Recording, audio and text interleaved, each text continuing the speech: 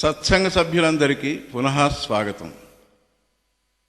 ముక్తి మోక్షం అమ్మకానికి, గాడ్ ఈజ్ ఫర్ సేల్.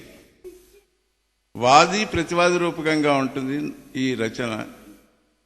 వాది, ఏమండి ముక్తి మోక్షం అమ్మకానికి అని బోర్డు పెట్టారు, ఎంత ధర, ఏం ఖరీదు, అది మా జేబులోకి ఎలా వస్తుంది? ప్రతివాది, నాయనా ఇప్పటి కాలంలో చూస్తున్నావు కదా, ముక్తి మోక్షం కావాలంటే ఎన్నో షాపింగ్ మాల్స్ వెలిసాయి. మా మెడిటేషన్ కోర్సులో చేరండి అని ఎంతో ఖర్చు కాదు, రుసుము వారానికి 10,000. మరికొందరు మేము శ్రీ విద్య పూర్ణ దీక్షణ ఇస్తాం, దానికి రుసుము 20,000. లేదా మా యోగాభ్యాసం తరగతిలో చేరండి, ఒక నెల రోజుల్లో నీకు ఇహము అనగా దేహారోగ్యంతో పాటు పరము అంటే మోక్షం కూడా లభిస్తుంది, అయితే నీవు 1,00,000 రూపాయలు రుసుము చెల్లించాలి. లేదా చాండీయాగం చేయండి, అమాంతంగా నువ్వు స్వర్గానికి నిచ్చెన వేయొచ్చు అని, అది కూడా ముక్తి లాంటిదే అని వేదం చెప్పింది, అంచేత అది వైదికం అని కొందరు చెప్తారు. మాది దివ్య జీవన ప్రక్రియ, మాది క్రియాయోగ ప్రక్రియ, మాది సుదర్శన ప్రక్రియ అని ఇంకా ఇంకా ఎన్నో. మేము సెమినార్స్ కండక్ట్ చేస్తున్నాం, వర్క్షాప్స్ కండక్ట్ చేస్తున్నాం, వాటిలో ముందు సీట్ సంపాదించుకోండి అని చెప్పి దేశం నలుమూలలా నిర్వహిస్తున్నాం అని టీవీలో కూడా ప్రచారం చేస్తున్నారు. ఈ విధంగా ముక్తిని మోక్షాన్ని అమ్మేటువంటి షాపింగ్ మాల్స్ ఎన్నో వెలుస్తున్నాయి, వెలిశాయి, ఇంకా వెలవబోతున్నాయి. ఎందుకంటే ఈ జనం యొక్క అజ్ఞానాన్ని క్యాష్ చేసుకోవడమే వాటి ధ్యేయం కాబట్టి. అంచేతనే వాళ్ళందరూ దేవుణ్ణి ముక్తిని బజార్లో పెట్టి అమ్మడానికి సిద్ధపడ్డారు. ఎవరికి డబ్బు దమ్ము ఉంటే వాళ్ళు ఆ దేవుణ్ణి కానీ ముక్తిని కానీ కొనుక్కోవచ్చని అందరూ భావిస్తున్నారు. అయితే అందులోంచి చాలా మంది తిరిగి వచ్చేసి, అయ్యా మా డబ్బు పోయింది, మా శక్తి పోయింది, మాకు ముక్తి దొరకలేదు, దేవుడు దొరకలేదు, వాళ్ళంతా మమ్మల్ని మత్తులో ముంచి ఆసక్తులు చేసి మా డబ్బంతా కాజేసి మమ్మల్ని భ్రమలో ఉంచి ఏవో కొన్ని శక్తులు చూపించి దర్శనాలు చూపించి వారు కోట్లకు పడగలెత్తుతున్నారు అని అంటున్నారు. కాబట్టి నువ్వు ఈ చిన్న చిన్న షాప్స్ దగ్గరికి పోకుండా భగవద్గీత అనే ఆథరైజ్డ్ సూపర్ మార్కెట్లో నీ అర్హతకు తగ్గ నీ కెపాసిటీకి తగ్గ అన్ని వస్తువులు అక్కడ ఉంటాయి. కాబట్టి నువ్వు పెట్టవలసిన ధనాన్ని ఎలాంటి సరుకు కొనాలో తెలుసుకుని ఆ ధనాన్ని బట్టి నీకు ఆ సరుకు అమ్ముతారు. నీకు కర్మ అనుష్ఠానం చేయాలని ఉందా, దానికి వారు నిష్కామ కర్మ అనే వస్తువుని అమ్ముతారు. లేదా కొంచెం ధర ఎక్కువ పెట్టగలను, ఇక్కడ ధర అంటే నీ శ్రద్ధ విశ్వాసం, అంటే ఉపాసన అనేటువంటి సరుకు దొరుకుతుందంటారు. ఇంకా ఎక్కువ ధర పెట్టగలను అని అంటే యోగాభ్యాసం అనేటువంటి సరుకు కూడా అమ్ముతారు. ఇంకా ఎక్కువ వెల పెట్టగలను అని అంటే అప్పుడు జ్ఞానం అనగా ఆత్మజ్ఞానం, బ్రహ్మజ్ఞానం అనే సరుకు సప్లై చేస్తారు. ఆ భగవద్గీత అనే ఓడనెక్కించి దాని ఓనర్ అయినటువంటి భగవానుడు నిన్ను సంసార సాగరం నుంచి ఆవుల ఒడ్డుకి మోక్షాన్ని, ముక్తిని పొందింపజేస్తాడు. లేదా శాస్త్ర విచారణ, అధ్యాత్మ జ్ఞానం అనే విమానం ఎక్కించి నిన్ను న్యూయార్క్ అనగా కొత్తదైన మోక్షానికి పంపిస్తాడు. అది నీ ఛాయిస్ను బట్టి ఉంటుంది. ఇది కొను, అది కొను అని నిన్ను బలవంతం పెట్టడు కృష్ణ పరమాత్మ.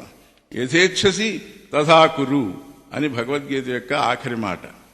ఆ కృష్ణ భగవానుడు ఎంత మొత్తుకున్నా ఎవరు వినరే, ఎవరి చెవినా పడదే. అదే దౌర్భాగ్యం నాయన. అదే నువ్వు అమెరికా వెళ్లాలంటే సరి అయిన విచారణ చేసి ఎక్కడ పాస్పోర్ట్ లభిస్తుంది, ఎక్కడ వీసా లభిస్తుంది, ఎక్కడ విమానం ఎక్కాలి, ఏ రూట్లో వెళ్ళాలి, వయా లండన్ వెళ్లాలా, వయా దుబాయ్ వెళ్లాలా, ఎంత ఖర్చు అవుతుంది అని అన్ని విషయాలు ఎంక్వైరీ చేస్తావే. మరి మోక్షం, ముక్తి అనే దానికి నువ్వు ఎందుకు విచారణ చేయవు, ఎందుకు ఎంక్వైరీ చేయవు? ఒక సద్గురువు దగ్గరికి అంటే ఒక ఆథరైజ్డ్ షాప్ దగ్గరికి వెళ్ళి సరి అయిన పద్ధతిలో ఎందుకు తెలుసుకో? ఏదైనా తెలుసుకున్న తర్వాతనే కదా చేయడం. ఈ ప్రపంచం అనే సూపర్ మార్కెట్లో అన్నీ ఉంటాయి. నీవు ఒక చింతపండు కొనాలంటే అందులో నాణ్యమైనది ఎలా సెలెక్ట్ చేస్తావో, నాకు ఆ పూనా పండే కావాలి, ఆ గింజలు తీసిన పండే కావాలని అడుగుతావో, అలాగే ఇక్కడ మోక్షం అనే బంగారం కూడా దొరుకుతుందని తెలుసుకో. అది అడుగు, ఇవ్వబడుతుంది. Ask and it will be given, Jesus Christ. అప్పుడు ఆ షాప్ కీపర్, అది బయట లేదండి, అది మా ఇనపెట్టిలో భద్రంగా ఉంటుంది, దాన్ని తెప్పిస్తాను అని చెప్పి అంటూ ఉంటాడు. అలాగే మోక్షం అనేది కూడా బంగారం లాంటిది, వజ్రాలు లాంటిది. దానికి నీవు నీ సక్సెస్ఫుల్ లైఫ్ని త్యాగం చేయగలవా? అదే కావాలనే తహతహ నీలో ఉందా? అంత ధర పెట్టగలవా? శ్రీకృష్ణుని కొనడానికి రుక్మిణీదేవి ఏ ధర పెట్టుకుందో నీకు కథ తెలుసు కదా. సత్యభామ భౌతిక ధనంతో చూస్తే తోగనటువంటి శ్రీకృష్ణుడు ప్రేమ భక్తి అనే తులసి దళంతో అమ్ముడు పోయాడు కదా. మరి నీ దగ్గర అది ఉందా? ముక్తి ముక్తి అని అరుస్తావు, కానీ నీ రక్తి సంసారం మీదనే. అంచేత నువ్వు ఎన్ని బడాగురువులు షాపింగ్ మాల్స్ తిరిగినా డూప్లికేట్ సరికే దొరుకుతుంది. అయితే నువ్వు కూడా అది డూప్లికేట్ బ్లాక్ మనీతోటే కొందామని వెళుతూ ఉంటావు. వాళ్ళు దాంతోనే తృప్తి పొందుతారు. ఇట్లా ఈ ట్రాన్సాక్షన్ ఎంతో కాలం నుంచి నడిచిపోతోంది. కానీ ఎప్పుడో ఒకప్పుడు నీకు అదృష్టం పండి, అయ్యా భగవద్గీత అనే పెద్ద ఆశ్రయిత సూపర్ మార్కెట్ కృష్ణుడు పెట్టాడండి, అందులో అంతా ఒరిజినల్ సరికే దొరుకుతుందండి, అన్నింటికీ గ్యారంటీస్ కూడా ఉన్నాయండి, ఇస్తారండి. అయినా నేను ఇప్పుడు అక్కడి నుంచే వస్తున్నానండి అని మీరు కూడా అక్కడికి వెళితే మీకు కావాల్సిన సరుకు మంచిది దొరుకుతుంది అని ఎవరో చెప్పగా, అమ్మయ్య ఇన్నాళ్ళకు నా పుణ్యం పరిపక్వమైంది, అప్పటికి అసలు సిసలైన షాప్ ఓనర్ని కనుక్కున్నాను, ఇంకా నాకు ముక్తి మోక్షం దొరికినట్లే అని సంతోషపడి ఆ షాపుకి వెళితే ఆ షాప్ ఓనర్ అయినటువంటి శ్రీకృష్ణ భగవానుడు, నాయన నీకు ముక్తి అమ్మాలా, నువ్వు మోక్షం కొనుక్కుంటావా, ఎంత వేలైనా పెడతావా, అది తప్ప నీకు వేరే స్వర్గఫలాలు కానీ అభ్యుదయం కానీ అక్కర్లేదా, జరామరణ మోక్షం కోసమైనా ఈ బిగ్ బజార్కి వచ్చావు, అయితే ఇక్కడ నీకు ఫేక్ నోట్స్ పనిచేయవు, అమానిత్వాది గుణాలు కావాలి, ఒరిజినల్ నోట్స్గా ఇక్కడ ప్రాధాన్యత. స్వామి అవన్నీ నేను సంపాదించాను, నాకు ముక్తిని మోక్షాన్ని ప్రసాదించండి అని అంటే, అప్పుడు షాప్ ఓనర్ అయిన భగవంతుడు నవ్వి, ఒరే నిన్ను నువ్వు కొనుక్కుంటావా, దానికి ఎంతైనా వెలపెడతావా, ఓ వెర్రి వెంగళప్ప, నేను కాని శివుడు కాని దేవి కాని దేవతలు కాని దెయ్యాలు కాని ఇచ్చేది ముక్తి కాదు, నీ కోరికలు తీరుస్తాం అంతే. కానీ ముక్తి అనేది ఒకడు ఇచ్చేది కాదు, ఒకడు పుచ్చుకునేది కాదు. అసలు నీకు ముక్తి అంటే తెలుసా? అది నీ స్వరూపమే, అది నీ నిజమైన చైతన్య స్వరూపమైన ముక్తి. అది నీ జేబులోనే ఉంది, కానీ బయట బజార్లో వెతుకుతున్నావు.